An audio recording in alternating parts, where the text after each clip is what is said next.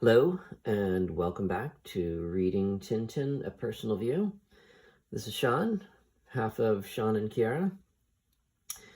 And this time we're going to be taking a look at The Shooting Star, which was the 10th volume in the Adventures of Tintin.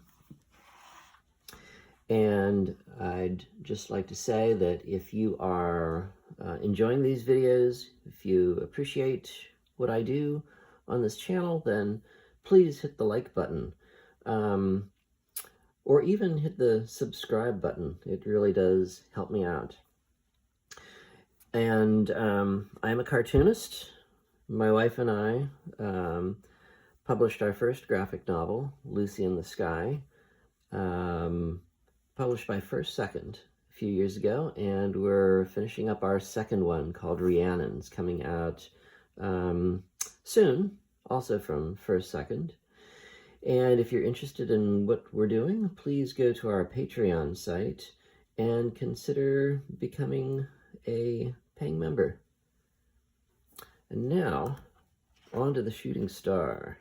So this volume has a special place for me. And the reason for that is this was one of the first ones that I read when I was a kid. And I have some very strong memories associated with it. So if you've been watching these videos, you'll know that that when I was a kid, I would go and visit my cousins who lived in Canada. And at the time, these books weren't really available in the States. And so the way I got to read them was when I would go up to Canada and visit my cousins, and they would have them. And they had a few of them. And this was one of them. The Black Island was another one that I remember. Tintin in Tibet, Prisoners of the Sun. Those are ones that I really remember reading when I was pretty young. And so the impression that they left has stayed with me, especially this one for some reason. You know, there's some things that you have very strong associative memories, or you can recall the place and even the smells and the, certain sounds and other things like that, which are all tied in very strongly to the memory of an experience of something. And I have that with this book. I can still sort of remember the smell of coffee brewing when I was reading this the one morning. And so it was a very pleasant time. And so whenever I look at this, those feelings come back. And so that's why I like this book. And again, it's a very personal thing. This book is generally not considered to be one of the better books. The story and the art are good, but by Herge standards, they're not up there among the best. This was done in 1941. It was he started serializing it in Le Soir, which was the Belgium's biggest daily paper at the time. It had also been taken over by the Nazis after the Germans occupied Belgium during World War II. And so Herge was seen as a collaborator for having contributed to a collaborator newspaper during the war. And this kind of hung over him for many years after the war. It took him a while to sort of get out of, remove that taint from his name. So it was serialized daily in Le Soir. It was the first adventure to be completely serialized as a daily strip. And unlike all the others that came before it, this one was then collected in book form, immediately put into the format that we have here, the 62-page color format. The others were collected in book form in black and white first, before being redone in color. And in many cases, either completely redrawn or extensively redrawn. This, we have pretty much what we saw in, or what would have been seen. I wasn't alive in 1941, what people would have read in the black and white strip, except now in a color format. So the art at that point, Herge was drawing Tintin pretty much how we recognize him now. No longer has the sort of round softball head. He's got his more recognizable oval head with his little quiff, and Snowy looks like Snowy, and you know, all the characters, they look pretty much to form, to model. And as I said, the story, so it was during the war, and Herge was operating under a German occupational government, so he had to be careful from this point on. He couldn't do anything that was overtly political, like King Ottokar's Scepter had a very strong political theme to it. It was about, I mean, it was an analog for the Nazis invading neighboring European countries. And he was not able to do things like this while the Nazis were in charge, while the Germans were in charge. He could not be critical of the government, anything that sort of had a whiff of being critical of the Germans. And so he resorted to a kind of escapist fantasy sort of storytelling, which is what we have here, and which we have in the adventures that continue during the war years. The next 4 adventures, I guess.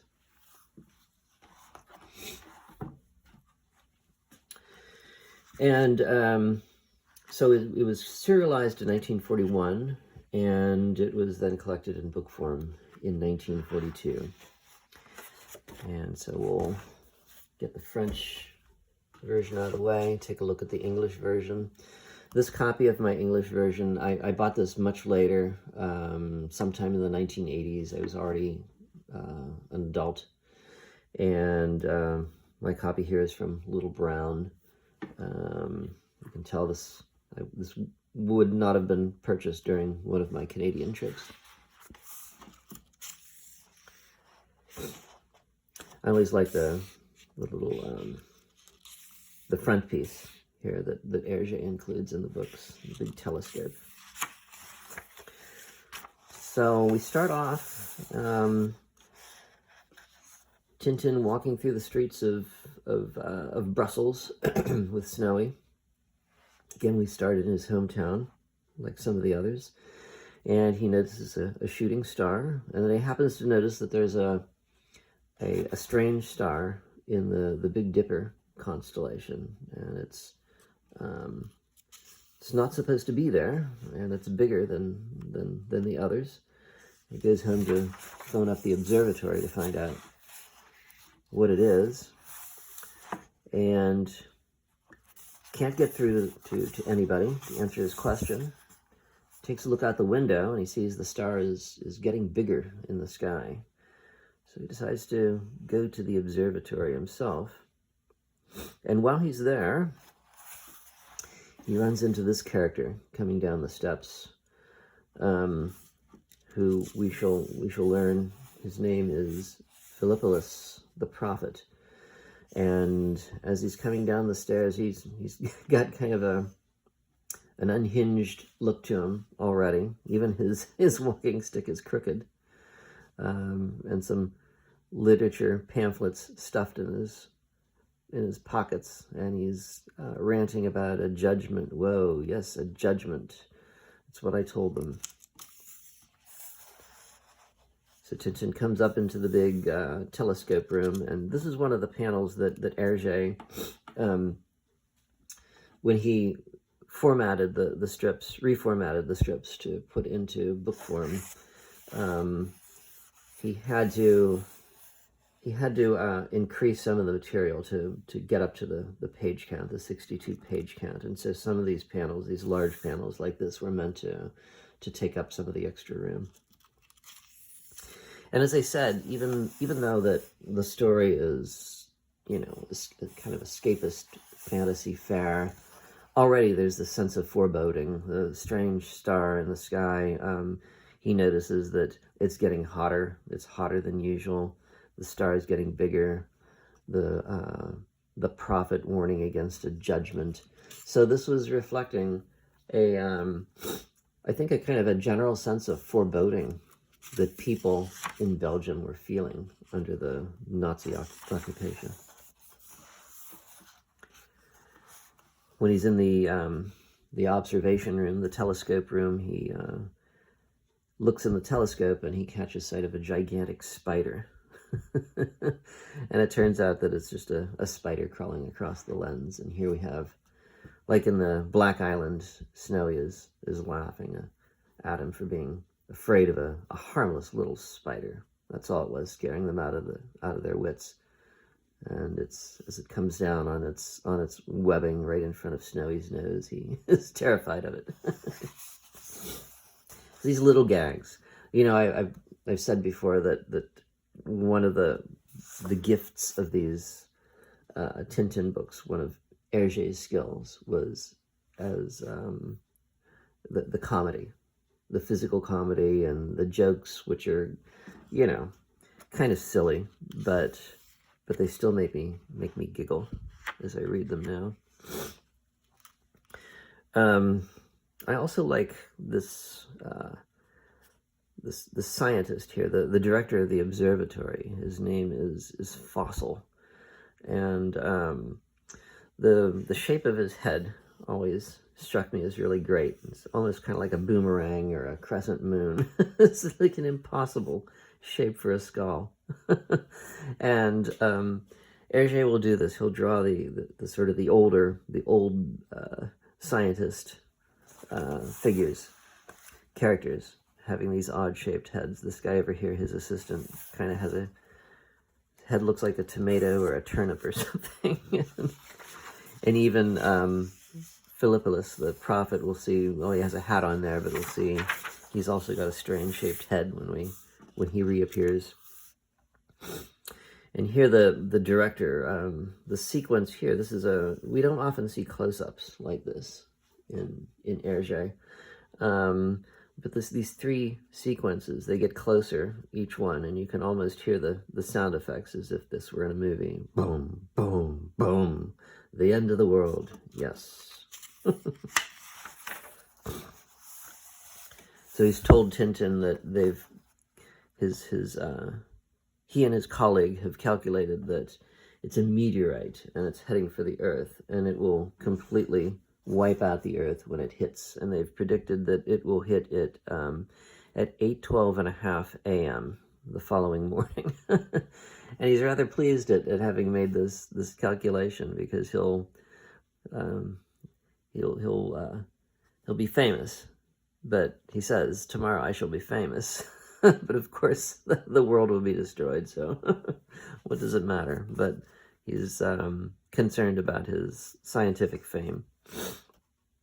Tintin challenges them on it. Perhaps you made a mistake. He says, made a mistake? Us, you presume to? Very well, check them. He says, I'm sure they're all correct, Professor. I'll take your word. Goodbye. As he's leaving, he notices that it's continuing to get hotter, and rats are emerging from the sewers. He has to jump up onto a lamppost. The tires of a car are popping in the heat, and even Snowy is stuck in the tar of the road that has melted. And into the scene then comes Philippus, the prophet, banging on a gong, and now he's dressed in his prophet's robes, ranting about the end of the world is nigh, all men will perish, and the survivors will die of hunger and cold. There will be pestilence and famine and measles. Tintin tries to calm him down. He says, look here, Mr. Prophet, why don't you go home? You'd be better off in bed. And instead the prophet turns on him. You hear that? An advocate of the devil, a son of Satan, a tool of Beelzebub. Get back to Satan, your master. He follows him home. Tintin gets back to his flat, and here once again we see the inside of Tintin's flat, and we get to see his his big red chair again, and his little mantle clock, some things that we've seen in past volumes. And Tintin lives up on the second floor. His flat is in the second floor, or as they would say in Belgium, the first floor, I suppose, in Europe. And he finds that the prophet is still yelling at him from down in the street, so he dumps his watering can on him and then closes the door. Sits down in his chair, only to find that the prophet has appeared now in his flat somehow. And he angrily says, "I don't know how you got in, but I know jolly well how you're going to get out, and I get a move on him. Using threats, eh? Sit down and take a look at what I've brought you. Yes, behold the judgment, an enormous spider." And he unravels this big sheet with the spider on it, bonking him on the head with his mallet. This sequence here, I remember reading this when I was a kid, thinking this was really weird, a weird sequence. This character, alone is very weird. And again, he's got a sort of a cone-shaped head, a strange-shaped head like the other professors. But, Herge has a knack for this, of these dream sequences, and we find out that the Tintin is dreaming, and that the dong dong dong that he's hearing is merely his mantle clock going off. He's got a knack for doing these surreal scenes that are not, they're not over the top. They're well, some of them are actually, but this one here is just weird enough where it's plausible he could have gotten into his apartment. But it's just, I remember thinking when I was a kid reading this, the strangeness of it really appealed to me. So he calls checks the time. My younger viewers will not remember that once upon a time, if you wanted to check the correct time, there was a number that you called on the phone, and you would get a recording, and it would tell you what time it was. And he finds out that it's the end of the world. This is it, the end of the world. Everything begins shaking and shattering. And then he realizes that it's just an earthquake, and runs back to the observatory, only to find the director is throwing books at his colleague for having messed up the calculation. He's angry the world did not end after all.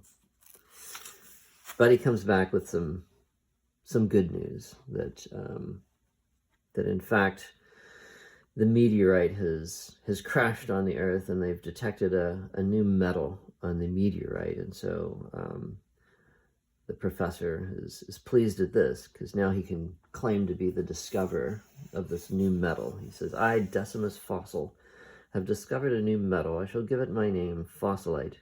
And Tintin says, "My heartiest congratulations." So this is all the lead up to the story, which is a search for this meteorite.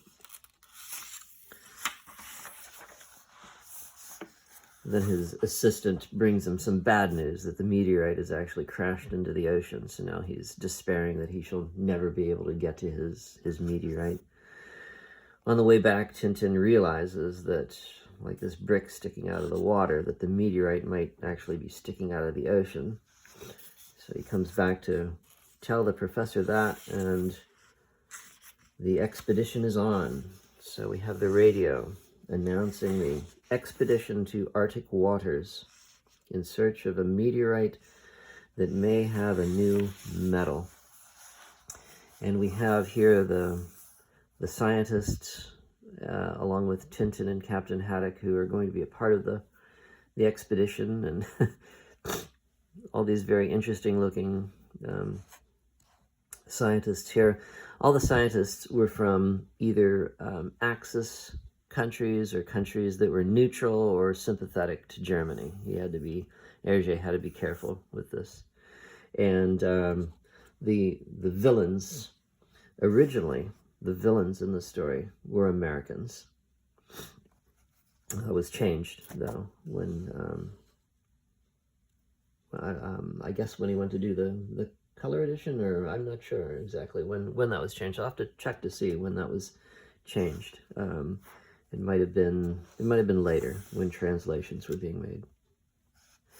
So at this point, it becomes just a straight-out sea adventure.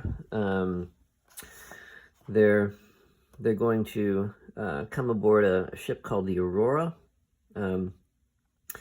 Herge said afterwards that he always had misgivings about the ship, the way the ship was drawn. He claimed that it would not have been seaworthy in real life.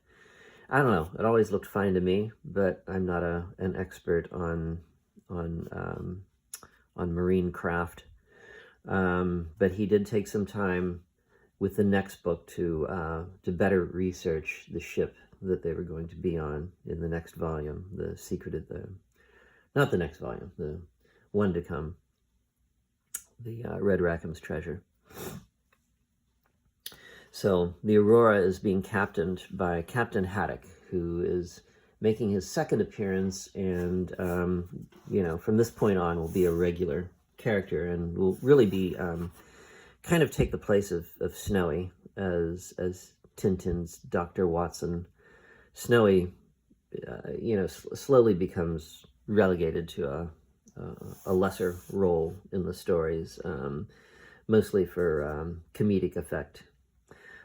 His antics continue to provide the jokes, but Captain Haddock will be Tintin's sounding board in the series, and another major comic element in the story as well. And one of the running gags is his alcoholism, which we talked about last time in The Crab with the Golden Claws.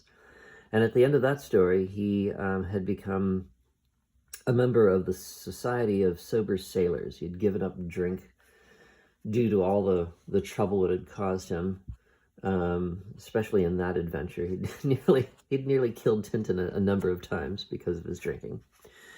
And here we find that he is now the president of the Society of Sober Sailors.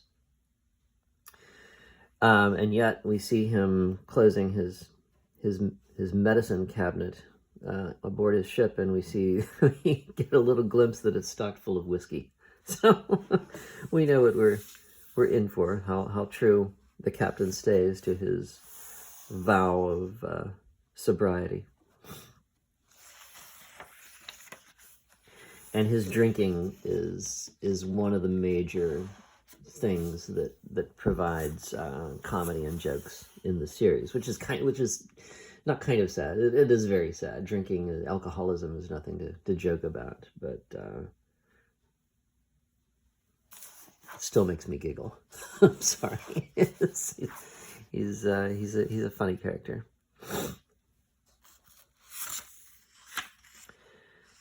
Here we have this character here, who is the French professor, Professor Paul Cantonneau of the University of Paris. This is he will appear again in a later adventure. He's a character that Herge will bring back, I think, only once. And we find that Philippus the prophet has snuck aboard the ship and has ensconced himself up in this crow's nest, from which he plans to blow up the ship with a stick of dynamite. And so Tintin climbs up the shrouds to try to get him, and is hit by the stick of dynamite that Philippus throws at him, which lands safely in the water. But now he continues to climb up to the top of the mast, and they need to get him down. So Tintin pulls out a bullhorn and says, "This is your guardian angel, Philippus, speaking from heaven. I order you to return to earth, and be careful, don't break your neck. Yes, sir, at once, sir. Don't be angry, sir." And then the men in white coats come to lead him away. So now the Aurora is about ready to set off, and we see a crowd of people coming down to the docks to see the expedition off, and among them are Thompson and Thompson. This is their only appearance in this volume. And leading them are two characters here that have made cameo appearances before, at least once before, I think. This is two characters called Quick and Fluke, who were, it was another series that Herge was doing, concurrent with Tintin. Did not last like Tintin did, but it was popular in its day, and so he would insert them in crowds whenever there was a crowd in Brussels, because their adventures took place in the city of Brussels. And as Haddock is receiving his bouquet of flowers from the Society of Sober Sailors, his moment is ruined when his crew begin bringing aboard all his crates of whiskey. And here we see the villain. So they're Haddock and Tintin and company have to make a quick start. They get a message that a rival expedition has left the night before in search of the same meteorite. They're hoping to get there before this expedition to claim the meteorite. So now it's a race, basically. And so they have to rush aboard. All hands aboard ship, we sail at once. And off they go. And we find that we read that this rival expedition is sailing from a place called Sao Rico, which sounds like it might be in South America. It's another fictional country that Herge invented, although it does not make an appearance again in the series. This is the one time we hear of this place. The ship is called the Perry, and we see here the villain of the story, the person who is financing the Perry expedition. His name is Bullwinkle, and he's the head of the Bullwinkle Bank, who's financed the Perry expedition. So if you look at this character here, you know, if you look at old anti-Semitic propaganda cartoons that were put out by the Nazis, this looks a lot like one of their Jewish stereotypes. It's pretty plain to me. Even as a kid, I kind of saw that something was up with this character. This did not sit completely right with me. And in fact, in the black and white, originally this character was named Blumenstein. So the Jewish banker stereotype was clearly being used here, and I imagine, I don't know if it was Herge was trying to get in the good graces of the German editors of Le Soir, or if this was some of his own anti-Semitism coming through. He always claimed to not be an anti-Semite, but, you know, I mean, this is kind of a hard thing to get past. Anyway, he renamed this character. And he represented, this was an American expedition. So the whole thing was, you know, America and Jews was, you know, the perfect thing to give to the Germans to cast as the villains. Later, he changed it from being American expedition to being one from Sao Rico, this fictional South American country. And Blumenstein, he changed the name of Blumenstein to Bullwinkle, the Bullwinkle Bank. And he thought that that Bullwinkle was a safe name. He later found out that Bullwinkle is actually also used as a Jewish surname too, so it ended up not working.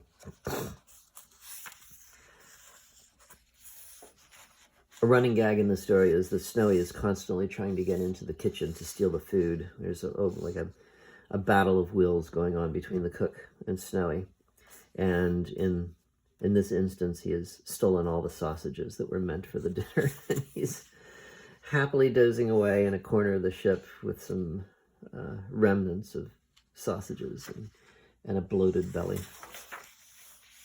This is a good sequence.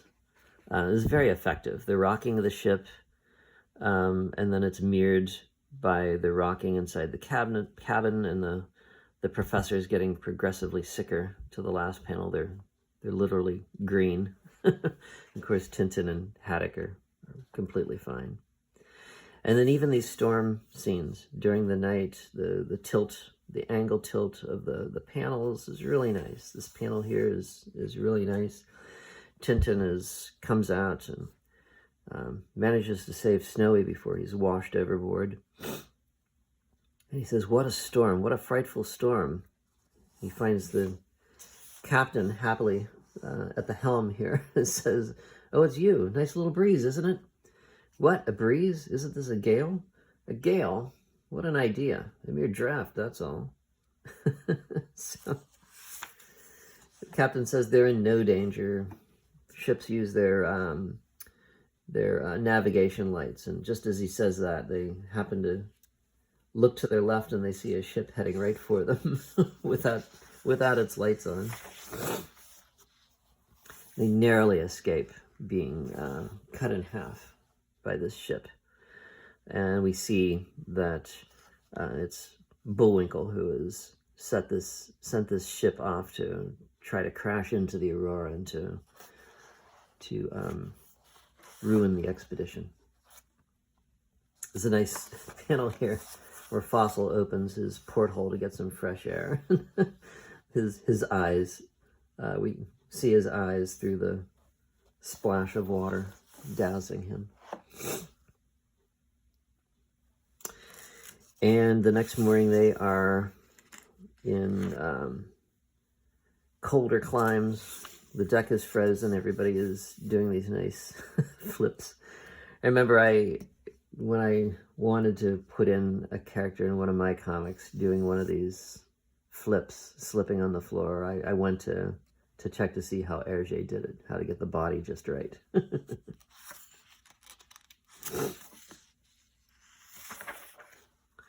So they stop in Iceland to refuel, and they find that they're being denied fuel because the oil company that there is owned by the Bullwinkle Bank. So Haddock and Tintin are wondering, well, what are they going to do? They're stuck there now. They happen to run into an old friend of Captain Haddock's, another sea captain, Captain Chester, who agrees to let them have some of the oil that's going into his ship.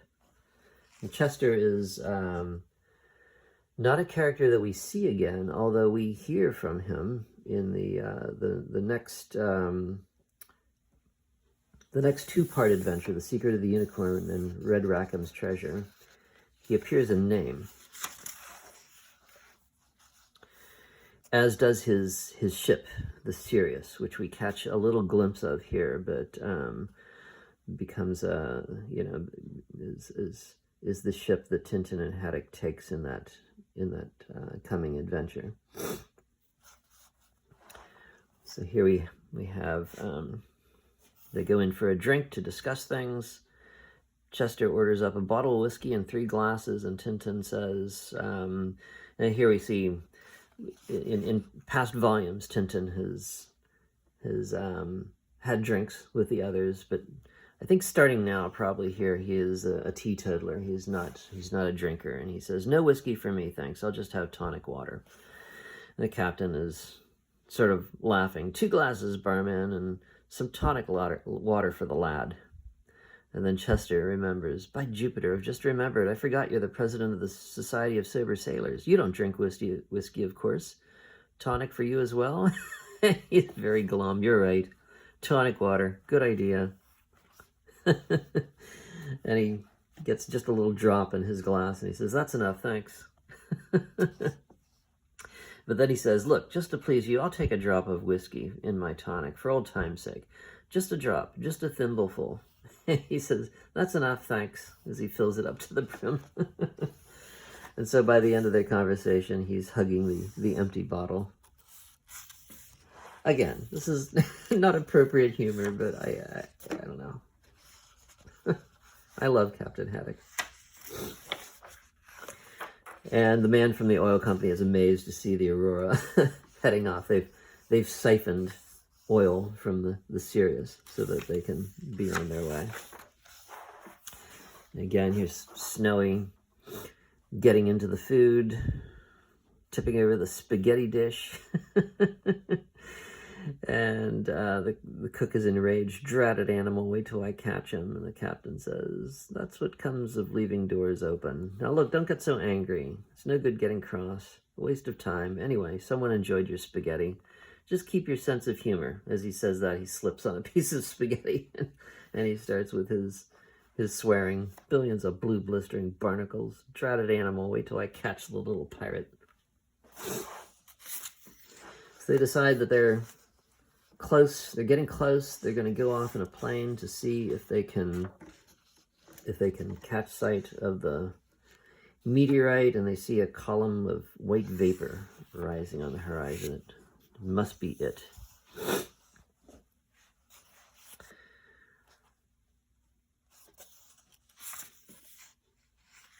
And on their way, they catch sight of the Perry, which is a faster ship, and or no, which is ahead of them anyway. And so they're trying to figure if they can manage to catch up to the Perry.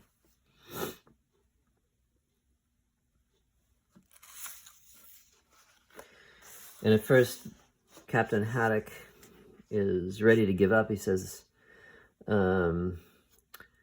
catch up 250 kilometers. Impossible. It's quite futile to try. We're going to turn around and go home.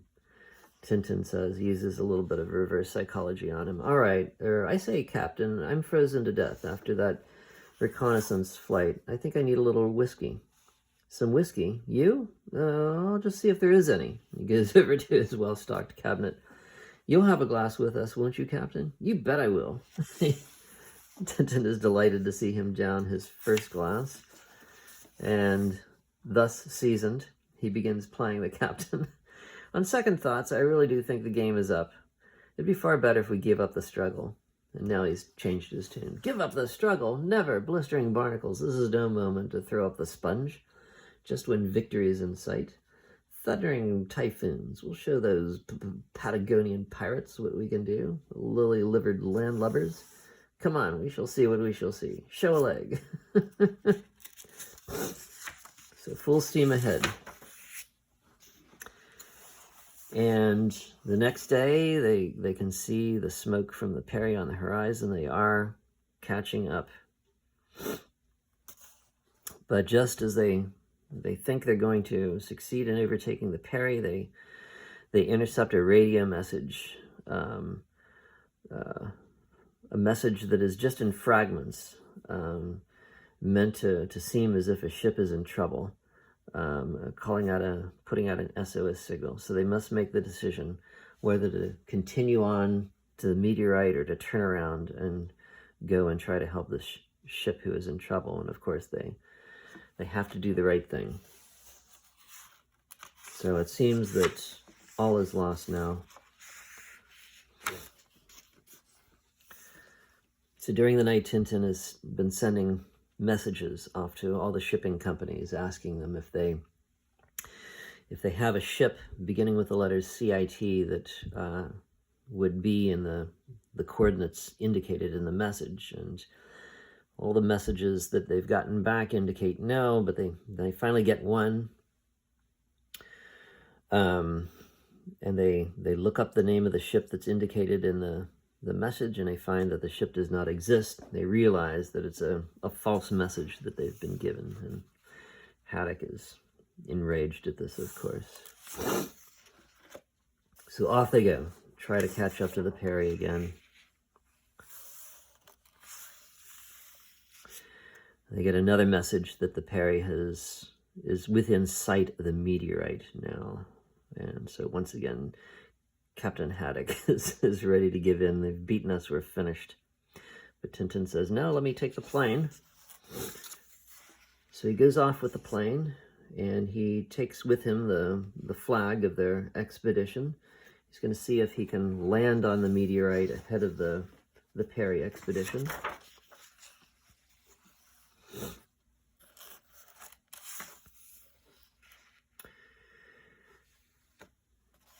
And they do come in sight of the meteorite. They're heading there, and they see the Perry is just off the meteorite and has launched a boat with their own flag. They're rowing towards the meteorite, and so Tintin decides to parachute out of the plane and manages to land on the meteorite before the boat from the Perry does. But not before one of the crewmen of the Perry takes out his rifle and begins training his sights on Tintin. The captain, thankfully, shoves down his rifle and says, "What are you doing? Have you gone crazy?"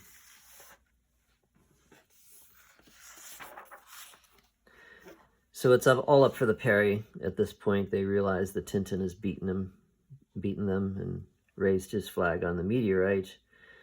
And now he has to send the pilot back to the ship, and Tintin is going to stay on the meteorite to guard the flag while the Aurora is able to get there.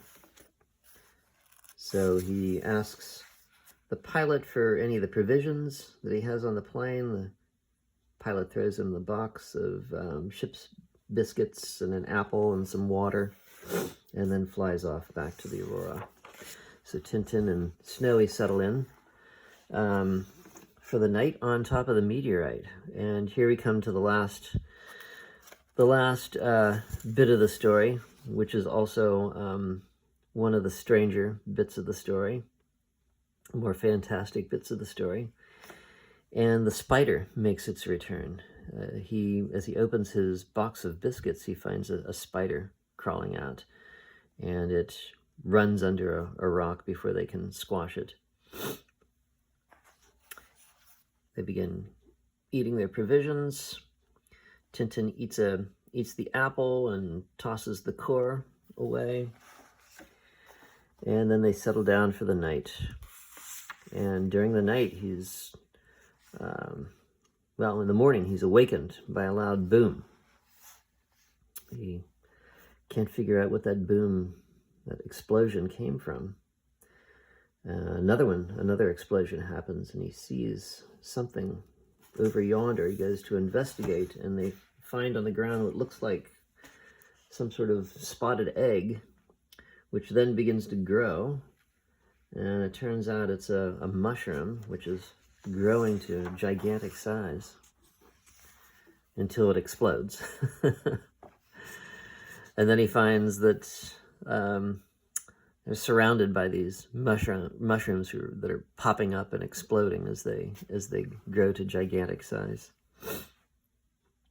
And as he's wondering about these strange events, behind him, a tree begins sprouting up and growing at incredible speed until it's not only fully grown, but of a gigantic size. He's wondering at this. He sees a giant butterfly, and then it dawns on him what's happening. That the butterfly, the insect, must have grown overnight from a maggot that he found in the apple before he threw it away. And the more he thinks about this, that this meteorite has some sort of magic power to cause things to grow quickly into gigantic size, he begins wondering, well, what about that spider that escaped from the box last night? So he picks up a rock for protection, and as he's doing so, here's a thump, and one of the giant apples from the tree has come down on Snowy. And as the rest of them come down, he slips. And the whole meteorite begins lurching like an earthquake. The whole thing is beginning to tilt over and begins sliding into the sea. So now he's in trouble, but he sees the plane on the horizon. The plane has come back to save him, and he begins dancing around. This is a great panel here. He begins dancing his his song of joy, not realizing that the giant spider is right behind them, watching them. And as he does a spin and turns around, he comes face to face with it. Crumbs, what a monster. He picks up a rock, takes aim, throws it at it, misses it, the spider begins pursuing him. We end the page on a cliffhanger here. What will happen to Tintin? And of course, it's squashed by one of the giant apples coming down from the tree. But then another one falls on Tintin and knocks him out. Snowy is frantically trying to waken Tintin before the whole meteorite slides into the ocean, and he resorts to biting him in his rear end to wake him up. Finally, the seaplane is trying to find a place to land, and Snowy and Tintin climb up to the summit of the meteorite, which is almost now completely sunk into the sea. And as the plane lands and launches its rubber raft, Tintin goes back to get the flag and uses the flag to convey Snowy out to the pilot in his raft, and then plants the flag once more so that it can go down with the meteorite.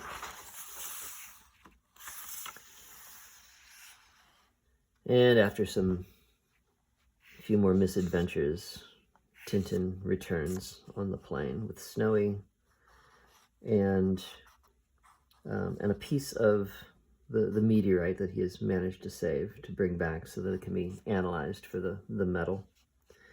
And as he is walking off the plane carrying the rock, one of the giant mushrooms begins growing from it and explodes.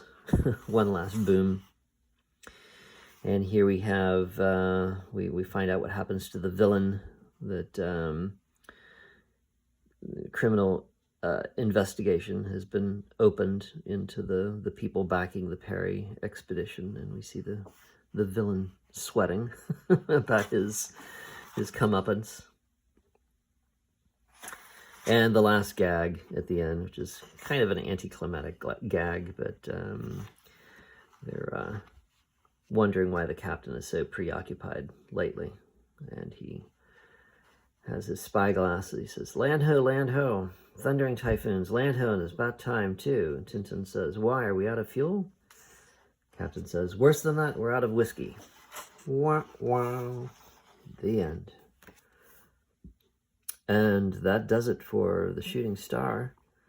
And next time we'll take a look at The Secret of the Unicorn, which is the first of a two-part, the first of several two-part adventures that we have in the Tintin series of adventures. So, see you next time.